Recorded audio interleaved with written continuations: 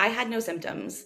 While I was pregnant with my daughter at 28, in the middle of my pregnancy, I had a pap smear that came back as abnormal. The doctor wanted to do a colposcopy, and he did. And then he told me it was fine and there was no problems. And it was probably just hormonal abnormalities due to pregnancy. Fast forward to the month before my 30th birthday. And I got a phone call that I needed to come in for a conversation about another abnormal pap smear. I went and called the office as I had been instructed to set up an appointment to go in for my results. The doctor himself got on the phone and he said, "Oh, hey, Miss Allie, you're gonna have to have a hysterectomy." Throughout the entire conversation, he never once would say the word cancer. What finally happened is he said, "You'll have to go and have a radical hysterectomy.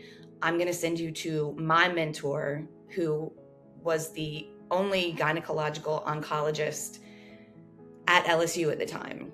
So he was sending me to an amazing, just could not ask for a better doctor by the name of Dr. Giles Fort from Baton Rouge. Mind you, as a child of the 80s, when the big trope in television was the storyline of the wife character not being able to have kids was like the big storyline, and that had always been my greatest fear. We had just started discussing having another baby. Our daughter was just 2 and we wanted one more and we'd be good.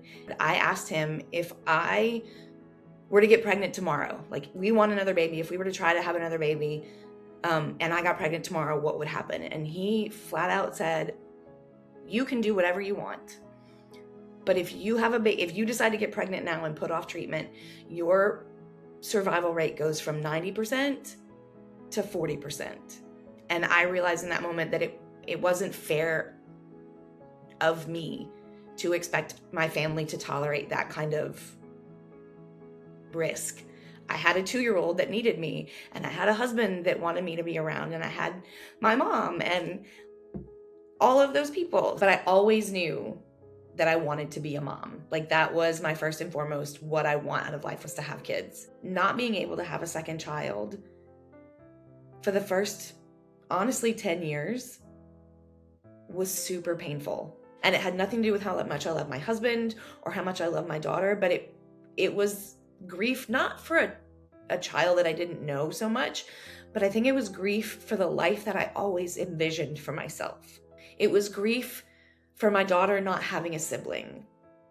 It was grief for not being able to provide a family for my family. My surgery was scheduled for the day after Mother's Day, and my daughter had just finished breastfeeding, like within the last couple of months. The night before the surgery, my daughter came upstairs and she asked to nurse. And I was like, of course, I'm not gonna tell you no, especially tonight. And she nursed on one side and she pulled back, and she nursed on the other side and she pulled back, and she pulled my shirt down, she patted me and she said, "All done, Mama." And in that moment, for it all to be just gone was really rough.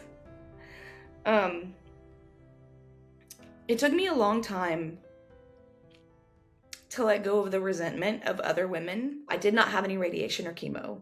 I was told by Dr. Fort that my margins were clear enough and that they didn't see the need to do any kind of post-operative treatment. After my 6-week checkup, he was like, "Bye. Hopefully I see you never again," which was something that was very weird to me. It was odd to me because you always hear, people getting tested regularly, and I didn't have anything, nothing. I wasn't even getting follow-ups. Nobody was tracking my A1Cs. None of that stuff was being followed. I had this very weird existential crisis after that I didn't really consider myself a cancer survivor, because all I had was surgery. I learned to just be happy with what you got. Don't tempt fate, because then fast forward, I started not feeling well. Just general malaise, just not feeling good, tired all the time, nauseous. I worked less than 2 miles from my home, and I was having to pull over between my house and the office to be sick on the side of the road. And it just kept getting worse. And I'm going to be 100% transparent because these are the things people need to hear. I was wetting the bed. I was at a chiropractic appointment, and I was talking to my chiropractor about what was going on and how I was feeling. And he said, when was the last time you talked to your doctor? He palpated my abdomen, and in a chiropractor's office with a basic abdomen exam, he found the tumor on my left ureter. I was like, I don't understand. Like, I understand why it's making me wet the bed, but why am I getting sick? And he said, I'm guessing that it's crushing your ureter. And I called Dr. Fort, went in, he did a biopsy. I had a stent placed. And basically what was happening is it was causing my kidneys to back up and sending me into kidney failure.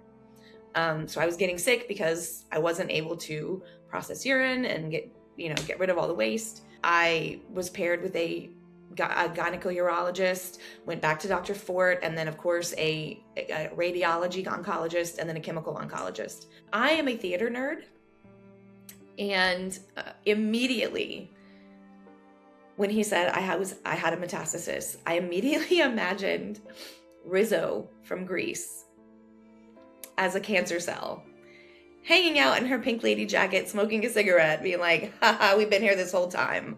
That was my initial reaction. It all happened between Thanksgiving and Christmas. My particular chemotherapy was cisplatin, and I guess the other additives that were in my chemo, they work in conjunction with your radiation.